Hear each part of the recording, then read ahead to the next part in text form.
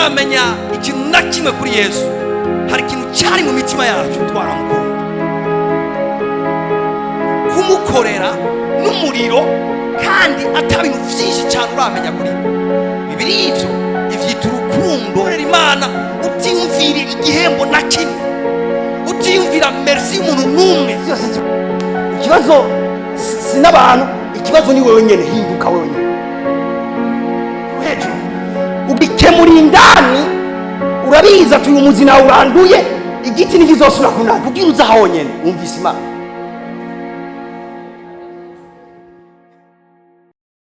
Ndanezerewe kubw'ishengero mwemeye kunyumviriza. Aho wari gusohoka, aho wari kumubuza, mugabo ko mwemeye kuza kumva icyo Imana yampaye, namwe ndabashimiye cyane. Muri abantu badasanzwe. Igituma ndavuga ko muri abantu badasanzwe,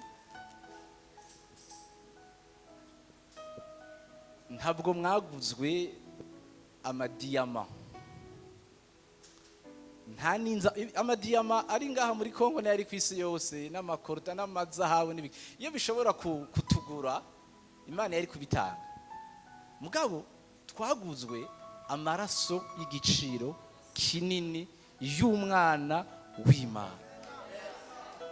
Nico gituma rero muri abantu bo kubahwa kandi muri abantu bo gukundwa cyane. Rero mwumve ko ndabubashe cyane. Imana ibaha umugisha. Ijambo ry'Imana ndarikunda. Sinzi ko mwumva ubwiza bw'Imana buhari. Igituma ariko nabwiye bijyanye n'ubwiza bwose byo nigishe ko, ariko nibutse ikintu kimwe Petero yigeze gukora. Yigeze kubaza umwami Yesu ati, twe twarahevye abagore bacu, twarahevye abana bacu, twarahevye business z'ukuroba, zarabaha amafaranga bien sûr, tune twaragukurikiye, wewe uzoduha iki? Hari abantu bakunda gushima ico kibazo, ati burya yabajije neza. Hari abantu bakunda kuvuga gutyo, mugabo sincèrement yabibajije bivanye n'igihe yarimo. Hama Yesu aramwishura, arambwira ati ntaco mwahevye kubw'izina ryanje, mutazoshumbujwe incuro 100 umurengera mw'isi mw'ijoro n'ayandi majambo. Ariko ikindi gihe Petero yisanga ari kumwe n'umwami Yesu ku musozi na Petero na Yohana, ngo bariko barasenga. Do Yesu icubahiro. Ngo bariko barasenga, hamanuka ubwiza bw'Imana, ngo babonekegwa na Mose na Eliya bari kuri uwo musozi. Hama Petero yarakunda kuvuga, c'est vrai, acarabwira umwami Yesu ati, mbega ati nivyo bavyiza twubatse insago zingahe? 3 aha hantu. Ati rumwe rw'iwawe, urundi wande rwa Eliya, urundi rwa Mose. Sinzi vya Yakobo na Yohana bongera barimenya, abo yapikinga bari bahari. Umuntu yasabye kubaka urusago, mu yandi majambo asabye kwibera aho hantu, asabye kwigumira muri ico kibanza. Petero rero ncangaruka nkibaza, why uwo munsi yavuze ko akeneye izo nsago zibe ngaho, hama bibere ngaho, kandi yarasavye ko akeneye agahembo mu vyari karakora. Hariho presence y'Imana rero, iyo imaze kukururukira wihebera Imana, ukumva isi n'ibyayo byose urabihevye.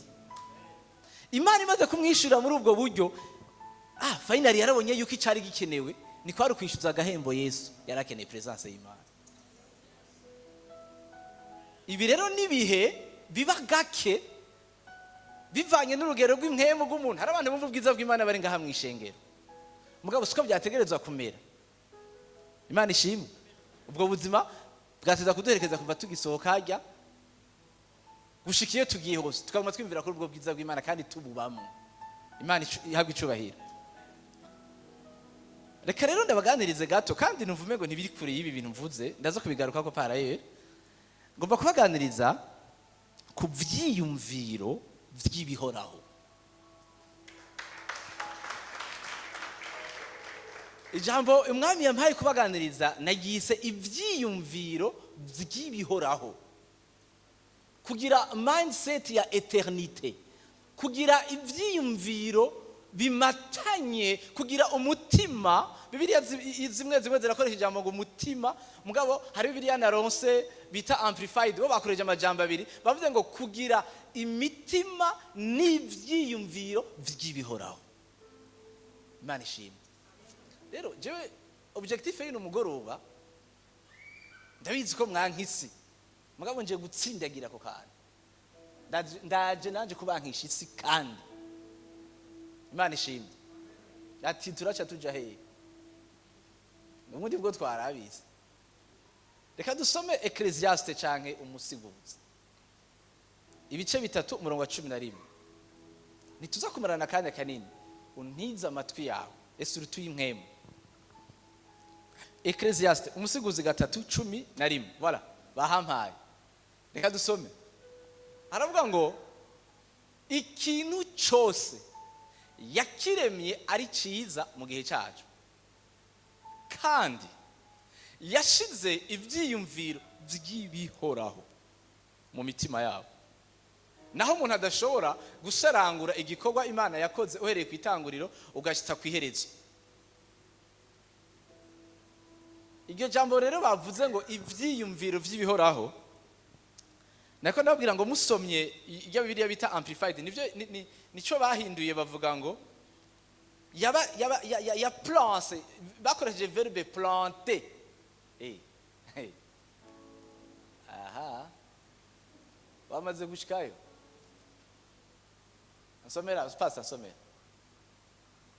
nsomeri wawe barabivuga ivyo navuze.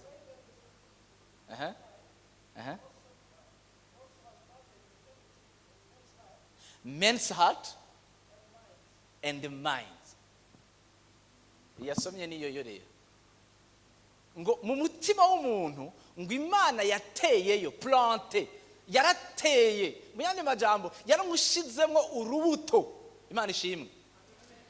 Ngo gumutima ubwo rubuto yarushize mu bantu ngo ishirayo ngo umutima iterayo umutima, mugabo ngo n'ivyiyumviro bifatanye n'ibihoraho, ivyiyumviro vya eternite.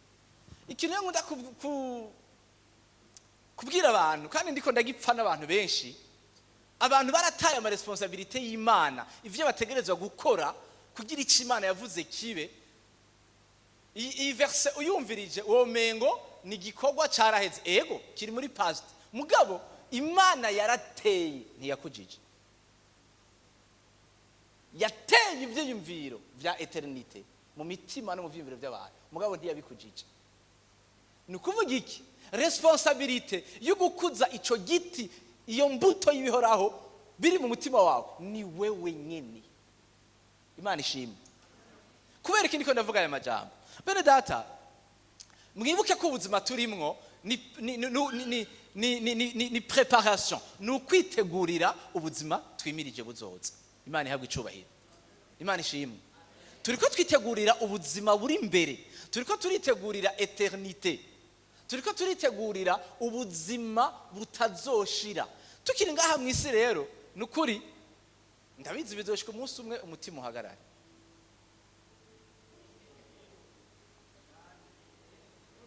Hari umunsi agatima gakubita gutya anye, hari umunsi kazogira gutya anye ati rero wewe ivyo wawe vyo muri iyi si stop, birarangiye.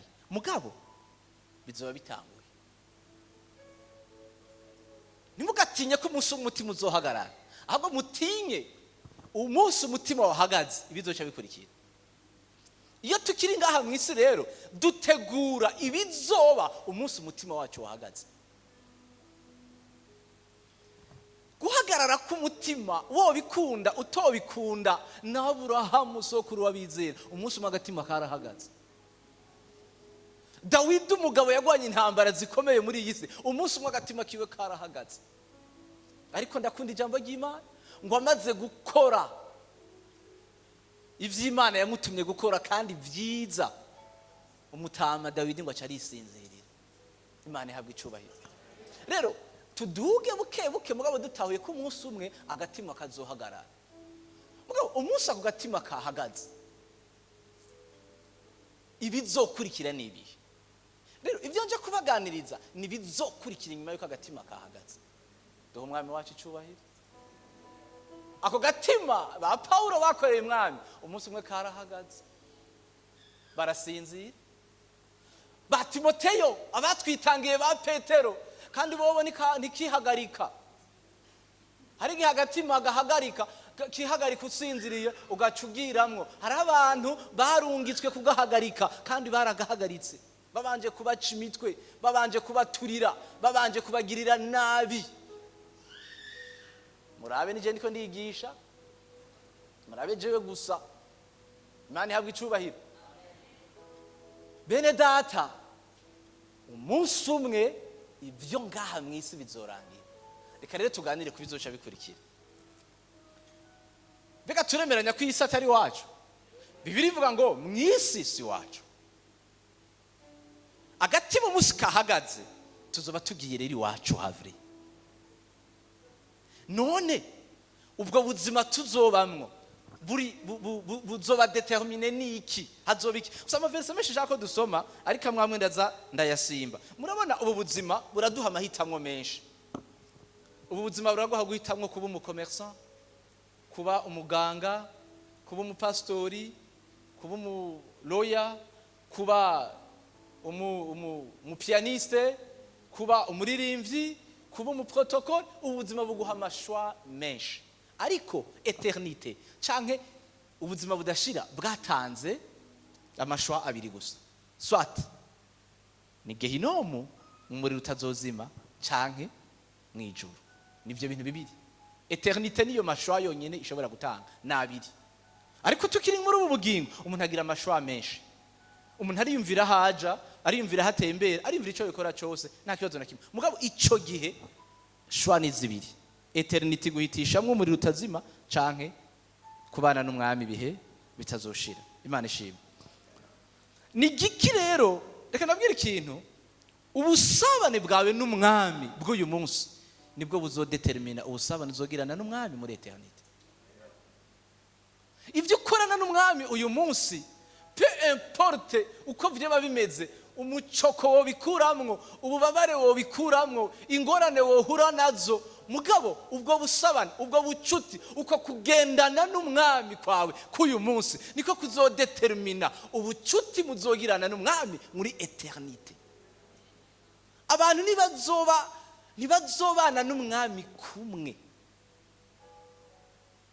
Mwari mubizi mwijuru uko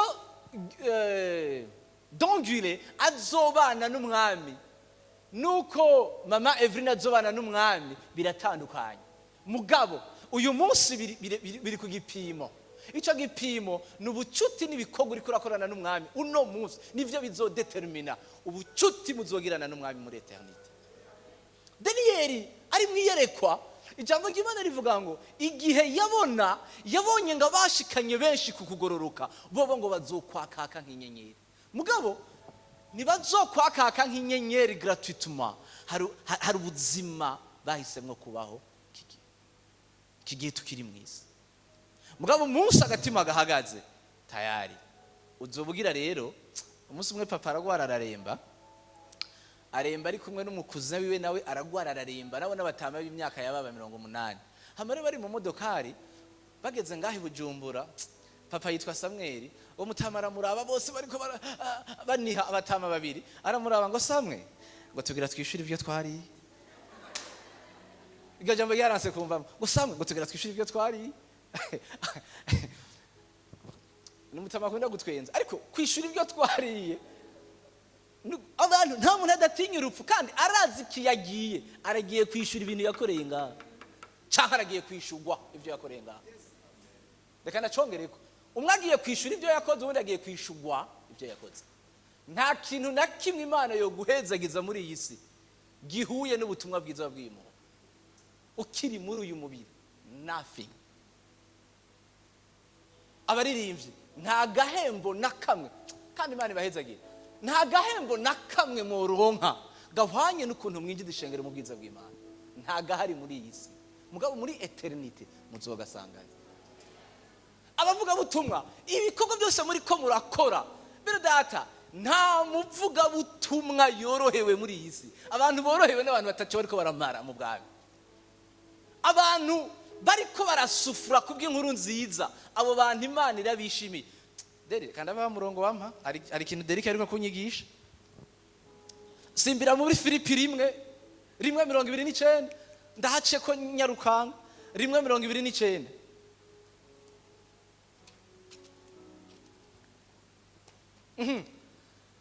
Kuko ico mwagabiwe ku bwa Kristo. Iri ni jambo ry'Imana ganda basomere. Kuko ico mwagabiwe ku bwa Kristo atari ukumwizera gusa, ariko mwagabiwe no kubabazwa kubwiwe. Mwagabiwe no kubabazwa. Kumbe kubabazwa ku bwa Kristo ni ingabire k'Imana nayo. Ni gift of glory. Bibiliya ivuga ngo bene data ngo nibabahama babahora izina ryanje ngo impwemu y'ubwiza izo biri kuri mwebwe. Nimwahura n'ingorane kubwo butumwa bwiza, impwemu y'ubwiza ya vrai izo biri kuri mwebwe. Iyo tuvuze impwemu y'ubwiza sizige modoka ziparitse muri parking. Oh ya reka zijya nizo bitaye iz'ubwiza. Ubwiza nukubabaranwa na Kristo. Mose ngamaze gukura ngo yanka kwitwa umwana w'umukobwa wa Farawo, kuko yiyumviriye neza, yarafashe umwanya aravyiyumvirako, arabona yuko kubabazanywa na bene wabo b'Abisirayeli muri Egiputa ari umugisha udasanzwe. Ngo ava muri uwo mugwa abinezererewe, avaho yararerewe anezerewe ibwami, ariko araheba ico cyubahiro cy'ubwami, agenda kubabazanywa n'ubwoko bw'iwabo. Iyi si ubyanku vyemere turi mu ntambara. Ushaka umbwire ko ufise ubuzima bumeze gute, ntiwihumurize ngo uryame ngo umwemu yawe ituze. Iyi si n'ugufightinga nta kindi, ni intambara tu, ni intambara, n'ubuzima bw'intambara, n'ubuzima bw'intambara. Kuko ico mwagabiwe ku bwa Kristo atari kumwizera gusa. Nizera Kristo. Uramwizera mbwa hari yindi ngabire Bibiliya ibandanye ivuga ngo ariko mwagabiwe no kubabazwa kubwiwe. Haleluya. Sinzi abantu boroheje ubutumwa bwiza, ariko nta mu missionnaire yoroherwa mwisi. Uworohewe arasinziriye. Ejo bundi tugenda kuvuga ubutumwa bwiza tuvuye ngaha, hari hana abantu 180 turaza ngaha turatamba ebana ibintu nyene biraba sawa. Ngeze hajya inyuma ya university barangonze hamwe ubwenge buhagarara, imodoka barahomberanya, abana babara bubuzuye umwuka wa Satani. Nta mahoro. Isi n'ukugwana. Paulo wigeze kuvuga ikintu gikomeye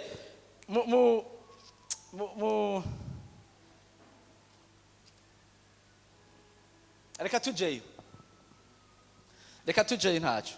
Tugende mu Filipi 3.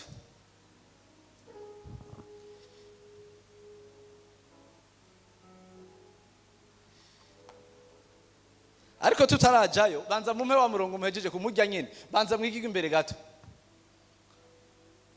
Igirwe imbere kuri 30.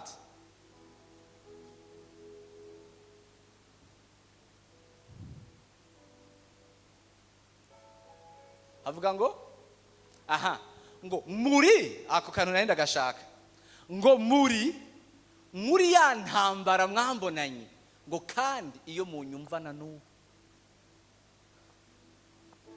Paulo niwe yavuze ayo majambo ngo mwebwe aba AMC, ngo muri ya ntambara mwambonanye kandi iyo munyumvana n'ubu. Usomye version z'icyongereza bavuga ngo muri ya ntambara mwanyumvanye, ngo na n'ubu nkigwana.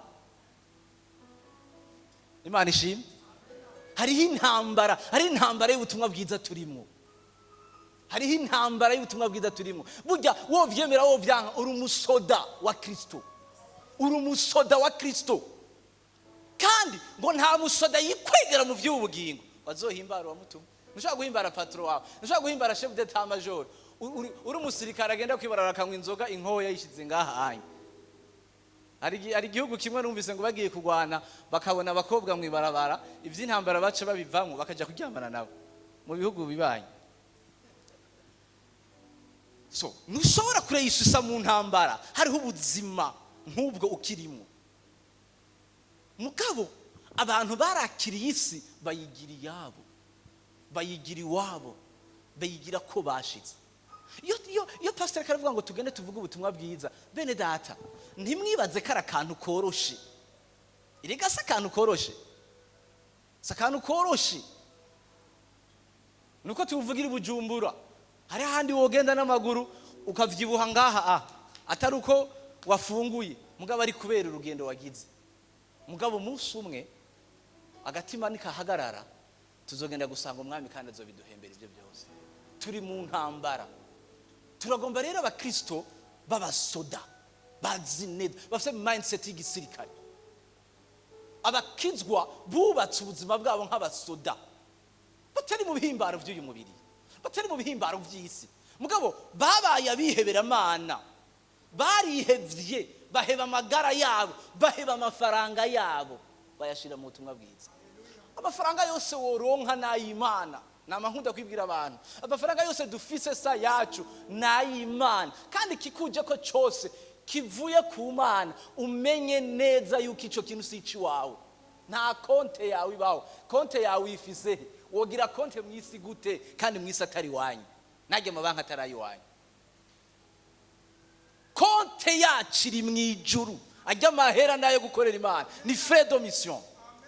Rero twinvestise, dushire ingufu bakobwa, bahungu bakiri bato, muze dukorera umwanya, muze dushiremo ingufu zacu zose gushika ku kanyuma. Mugabo tuzana abantu kuri Yesu. Abantu bariyisisa muri ibindi ko ndababwira, n'abantu bafite mindset bamaze kubaka ivyiyumviro vy'ibihoraho. N'abahungu batakinezererwa ko baguze ishati nziza, n'abakobwa batagisamazwa n'udukanzu twiza n'utumake-up umwanya wose, bagacegwa no gusenga. Abasirikare n'abantu bambara n'ingoga, baja muri siduka na dushe bayigira, bambara n'ingoga bakaja ku rugamba, nta mwanya wa luxe bagira. Abandonner ivyo bintu by'ama luxe bidahera. Abantu bakunda plage badatwaye ubutumwa bwiza, reka ivyo bintu nta gitsibu uzobironke. Abagabo batera inkuru cyane mu bubare, barakijijwe, bari mu bubare, ntibariko baravuga Yesu, nta gitsibo uzobironkera. Combre de mare, uwo mwanya iryo joro wagiye mu kabare riragiye ntirizogaruka. Urahomvye igitsibo, urahomvye relationship uzogirana n'umwami w'ico. Muririmbyi, kora taco witeze na kimwe, umwami azoguhemba. Ntimwirirwa ngaha mutegura izuba ribarasira ko inzara ibakubitira ngaha, hari umunsi bizohera. Mugabo gwana ugo rugamba, gwana iyo ntambara nziza yo kwizera. Genda wabuze amahera ya bus, genda n'amaguru mu Kanyosha, genda n'amaguru mu Kamenge, genda urondera umuntu ubwira ubutumwa bwiza. Ingorane z'igitoro ego zaraje, nta shwa dufise, genda n'amaguru kuri ico kirato. Akana kambaye ko nanje vuga ubutumwa bwiza, ambaraga suppress, genda n'amaguru, vuga ubutumwa bwiza, tumira umuntu. Dimanche nigera utazanye umuntu. Pastor je gikorane cyaro nefu na rodisi, mukuri simbesha. Umugore aca mpinyoza, n'impuzu nzokwambara nahaje kuzitegura. Jeff Ivyiyunviro vy'ibihoraho, umwami ariko aranyigisha ico kintu. Ukunda imanza, ukunda kuganduka, ukunda kugandara, ukunda mariage, ukunda dote, imanza zose umuntu aziri, we nturuwo ngaha. Defo babwira ko bidakunda, hari umurimo w'Imana ugukeneye. Yesu gihe kimwe yabariye guta abantu mwe, buruma ngo turafise anterema, ngo tuba turi guhamba watati, reka bapfuye bahamba bapfuye. Reka bahamba bapfu bawe. Sindiko ndabakuramwo ro social mugabo, gerageza mugabanye. Social isigaye isumba ibikorwa by'Imana. Iyo sociale ni bwoko ki? Iyo si sociale ni bintu diabolique. Satani agira amayeri menshi, afise utuntanyuzamwo akakumvisha ko nibabwira pasteur ngo naside gusenga ngo ndafise ngo lever de deuil ngo y'umukuzine wanje, umuntu agaca agenda n'utuvutano agaca agenda ngagiye mu lever de deuil, lever de deuil, lever de deuil, lever de deuil, lever de deuil. Iyo uronka ikiraka c'ibihumbi 100 ujya munsi, wabasigurira muri famiye yuko ufise ikiraka kandi bakumva. wabibasigurira kandi bakabyumva ati no kuri mumbabari muraza akazi n'akazi jewe rero ndafise akazi kandi murazi yuko ntagiye ku kazi sisumira umwana so I'm so sorry sinza kuboneka kandi bari oblige kukumva akazi hari akazi twahawe sha hari akazi mfise hari akazi nzohembwa ibihe bitazoshira hari akazi nzohembwa ibihe bitazoshira je peux pas négliger ça ntegeza guhagarara ubutumwa bwiza ntegeza kugwana n'inyigisho z'ibinyoma ziriko zirica abantu bababwira yuko igihe bazobasanga bari mu vyaha Yesu azobajana mu ijuru n'ubu naraye nicaye ku mwana w'umukobwa yasamye inda aravyara amaze kuvyara vyara mu ishengero ubu unye ariko aranyumvisha yuko turi mu gihe cy'ubuntu ariko aradefending ivyabaye nta regret nta kintu na kimwe bene data izo nyigisho muhagarara Paulo yirirwa araharira n'abayuda bemeza Kristo namwe bemeza ivyo kwihana ivyaha byawe reka guhora babantu bakundija none uzobabwira ko utaza gusenga ngo pastor atwigishe umuvyeyi aturera duha amaberebera kwiye hama tugendera tugaburira abandi turiko turagwana intambara hari intambara turimo y'ubutumwa bwiza bw'umwami Yesu dutegeza guhagarara ubutumwa bwiza vyanka bikunde naho bondasa nkarara mpfuye ndiko ndavuga Yesu abo sigara bo baho nta nico bimbariye Yesu siwe yabaremye azobabisha ibi bintu byo gukorera Imana rega ndabizi uko Derika avuga ubutumwa bwiza siko Claude abuvuga si sawa Claude arashobora kugira zere yo kuja mwibarabara kirirwa aravuga ubutumwa bwiza akaronka n'abantu bihana mugabo kandi Derika arashobora kuba ataragira aho hantu agaca we bavuga ati jewe reka ntumire uyu muntu dukorana ku kazi aje gusenga kana mutumirazi ivyo ntashobora kumubari umuvyeyi azoyimubari kuko amavuta ari ku muvyeyi si ari kuri twebwe Imana yashizeho igicaniro kubera ico ivyo udashoboye abo mubwira ubutumwa bwiza abantu mbika none urukundo rwagiye rwa bene data erega urukundo ni ibindi ko ndavuga Bibiliya ivuga ngo kuko urukundo Imana yakunze abari mwiza batumye itanga umwana wayo ikeneye ubutumwa bwiza mu batange n'urukundo abantu datumira abantu babwira bafume bakwangira mugabo bababwiye Imana izobona umutima wawe ko wamogoreye kugumutumira umunsi umwe izoguhana budashobora kuzana ngaho kandi pastor I have a dream jewe nukuri sindiko ndatera intege ishengero ndizera mu mutima wawe ndafite inzozi mbona hari ahantu hose ata parking y'imodoka ikiriyo huzuye abantu twabwiye ubutumwa bwiza I have a dream kandi amaso yanje azobibona hama ikindi kintu naco reka igihe kimwe twagiye hariya ibuvyeyi batwigisha impwemu bita Leviathan batubwira ingene iyo mpwemu y'ikuzimu nyene ibloka amadestine y'abantu umuntu yari karagenda ugasanga cakubloke ngaha ntushobore gushika ku muhamagaro wawe nimusamare satani ariko arakora kandi satani nari karaza nk'ikigabo cy'ikigangi nyene kiza gutya oya nakajwi gato kagutera degu y'ivyo ati none gutumira natumiye ba Vincent ntibatumira tinore ikibazo kiri he taka ntabara vraiment ejo bundi n'ishengero ryari riruzuye muga ntirikuzuriye uri kuri yicira ubuzima budashira wewe hari ivyo uri kuri yima gira ivyiyumviro vy'ibihoraho kuza hari igiti Imana yaguteyemo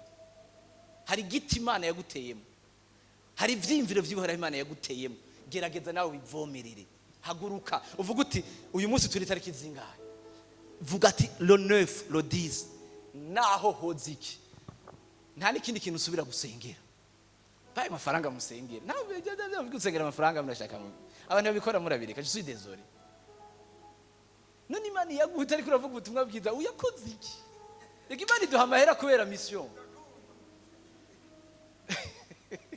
Imana iduha frais de mission mugabo frais de mission ihabwa abantu bari muri mission nushaka kugenda ibugarama warugiye ingozi ukacifata frais de mission ukayicana ajya mu hotel ukanywa ukaryoherwa hama nguzuhimbaro wagutumye wamugokeye frais de mission wahumvige wayijanye mu buhumbi but umuntu afata ga frais de mission kiwe nta muntu asaba frais de mission ku kazi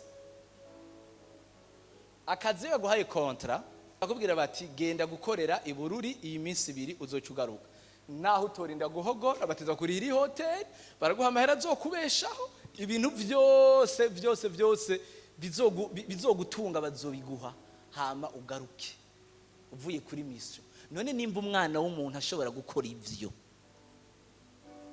niba ububuzi bw'abapagani bushobora gukora ivyo, mbega data wo mwijuru ntazorushiriza kubikorera abana biwe?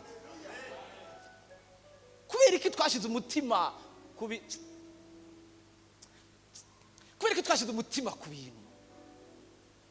Kubera iki turi muri prayer? Mana ndashaka mariage, mana ndashaka amafaranga, mana ndashaka amafaranga, mana ndashaka amafaranga. Igituma ibyo bintu ari byo kwitonderwa. Raba imyaka twasengeye amafaranga ntituyabona.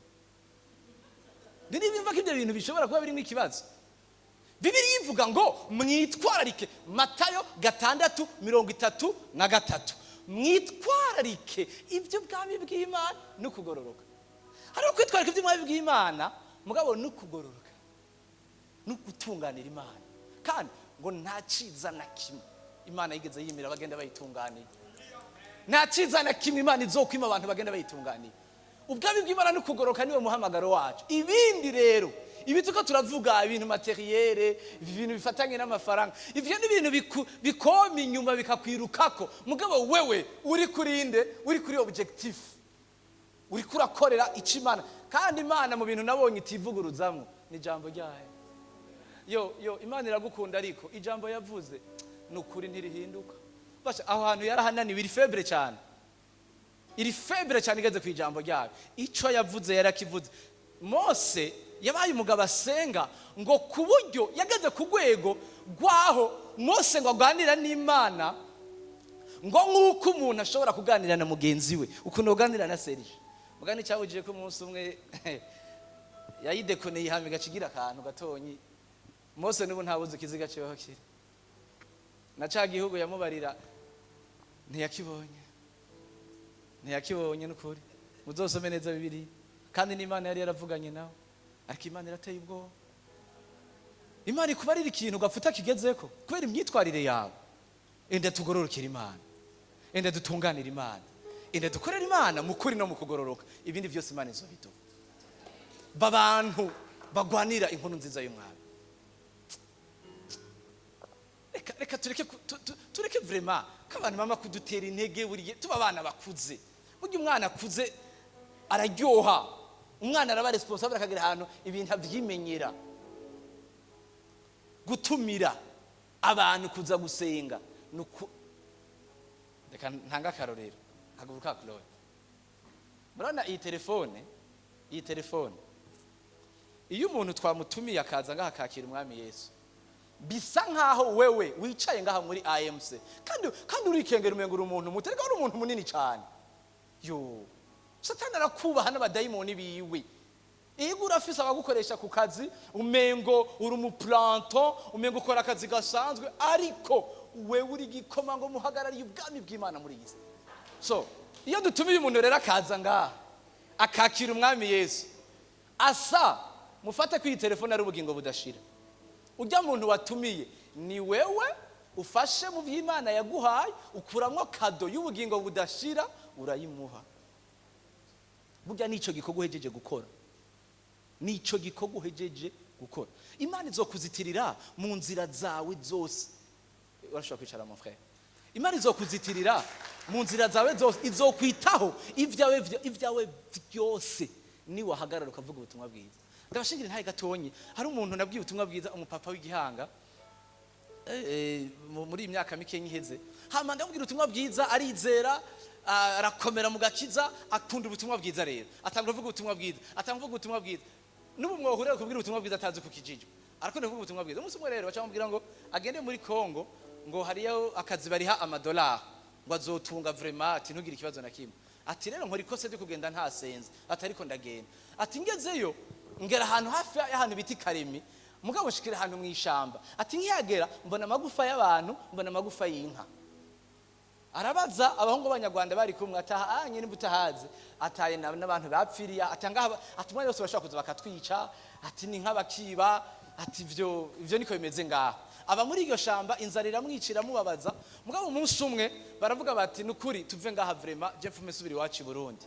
Araza agera ahantu abatipe baraho babagize bana muri Kongo barabahagarika baravuga ati wewe ururuka na mutipa barimo hama barabajana akote barababwira bati rero abantu b'abanyarwanda bari kumwe ati rero sha naho wigira ngo umuvuga butumwa aravuga ati je sinza gupfa aravuga ati je simfa ndiko ndavuga ubutumwa bwiza ndiko ndakorera Imana ati Imana nizera ashobora kunkura ahantu hama baba ngo ramubwira ati yo ati ahubwo nibo bahera ko wibuke kutagira icyangombwa ati nibe batangura gukerera arabwira ati jewe simfa ati jewe ndafise ivy'Imana yambariye ntegeza kuyikorera nga ati simfa babantu rero batanguye gufata inkoho barabicara kabagira babarase haca haza umusirikare avuye muri iyo modoka nyene bafashe ati attention ntibamuzi n'uyu munsi ntayo baramenya ati uyu nawo muhunga cyamushiramo ari batatu atabanye nabungere bo kwa generale ati kandi generale yambwiye ntihagira abantu babahagarika